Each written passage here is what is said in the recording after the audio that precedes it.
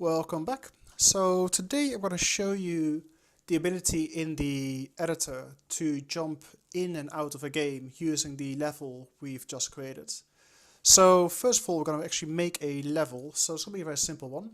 So it's going to basically add a floor for our player to walk on. So I'll make it like nice and big, like so. That will do the trick. So to this, we need to add the actual collision mesh. So we're going to use a cube because it matches the actual shape. So go into collision mode, select this thing. I'm just going to scale it to make it the same size as the floor we've just created. So it all matches up like so. So we've got our visual representation, our collision mesh underneath. So that's looking very nicely. So next bit is we're going to make a staircase on this side. Basically goes up and then add a secondary platform so the player can walk up the stairs and go there.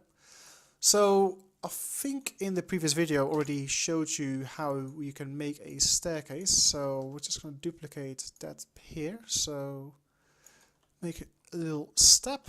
So make it a little bit smaller because it's quite a big step like so. It doesn't need to be as deep. So bring this up. Alright, and then we're gonna make this a lot wider so it roughly matches the side of the platform we just created. So this will do. There we go. So that'll be our base step. So we're gonna duplicate this, move this out and up to create a second step for our staircase. Just double check it actually meshes up a little bit higher. A little bit closer, otherwise I'm gonna see gaps, which are very nice. Yeah, that will do. So these two, join them together, duplicate again. We'll do this 2 more times, so we got 8 steps on this particular staircase to work with. It's quite a steep one, I'll say. So collision is going to be quite steep, but I think we'll manage. Right, join this one, duplicate again, and this will be our last half. We'll add to the staircase. So let's make sure it all meshes up like so. Got a little bit higher maybe. Yeah, that'll do. Okay, so join these two together, and now we need to add a collision to this as well. So I'm going to use a cube, which is very tiny in comparison with the actual staircase. So first I'm going to scale this to make sure it's the same width. And then we'll scale this way as well, so hopefully we'll roughly match the size or length of the staircase. So then we can rotate it like so. Okay, it's actually not a very bad start. That seems to be quite spot on, to be honest. Although we need to make sure that the player doesn't just drop down the moment it steps on the staircase. Let's make this a level here. Then the collision is going to be basically over top of the staircase, but I think that's fine. So what we'll do is select this edge here and make it slightly lower,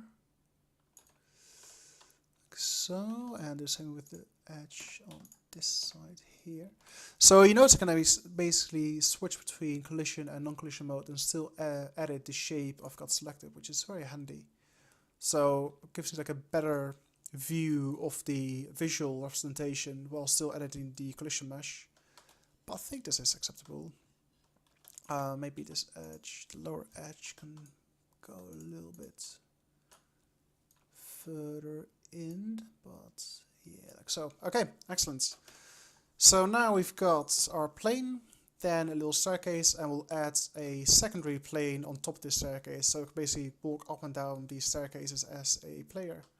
It's not super exciting, but the main focus of the video is to show you how I can now jump from the editor into the game, test the level out, and jump back to the editor, make some modifications, and keep going like that. So they'll aid greatly designing a game and designing levels, because yeah, you just make very quick iterations. You know, make a quick level, jump into the game, see what needs changing, make the changes, and go back and forth. Okay, so let's make this slightly smaller actual staircase. Okay, then select this. Oops, select this. make it a little bit bigger. And again, select this thing, add a cube as a collision. Go into collision mode, select this cube. So scale it to the same width of this secondary platform. Then we just select these faces here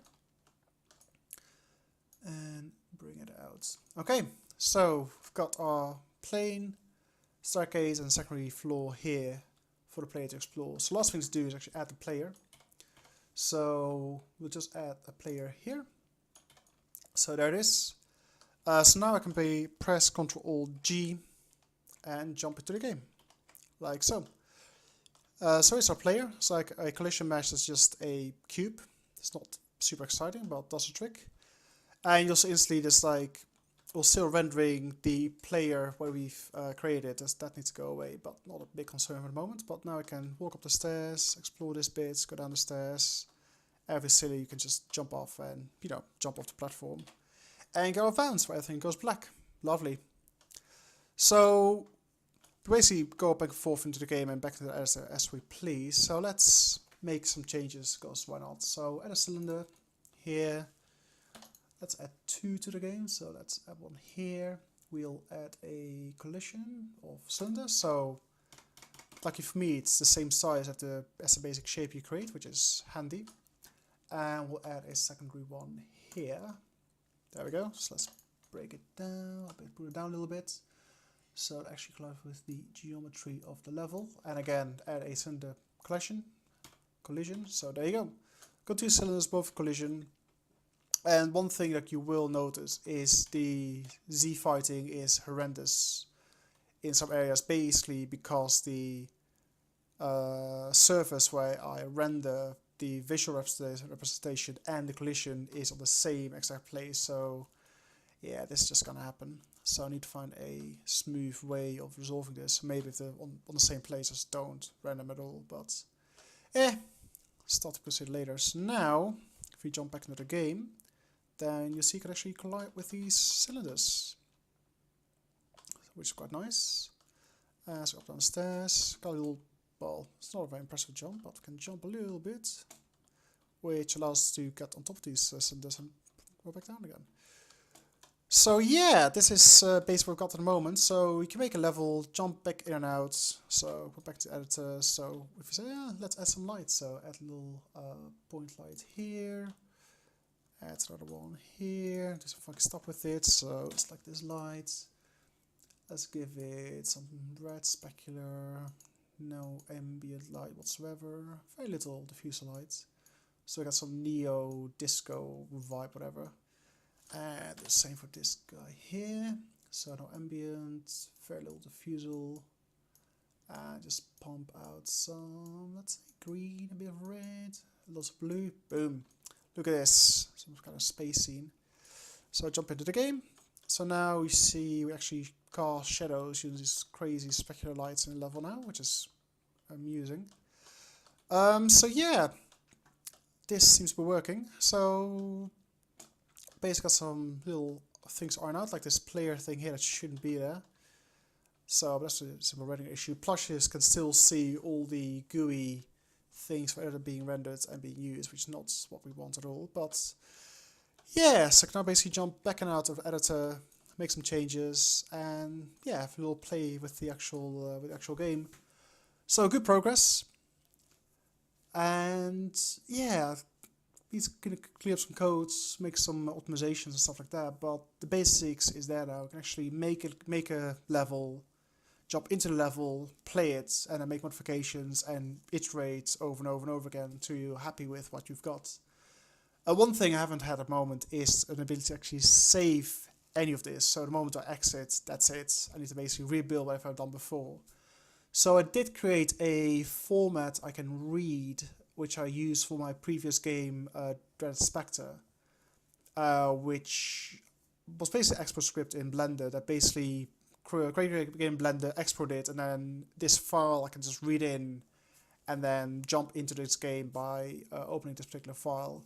So I need to double check that file is still suitable, that format is still suitable for this what I'm doing here, or can find like a better way to represent what I've built in this editor. I think there is, so I'm probably gonna write like a different file format to save all these bits.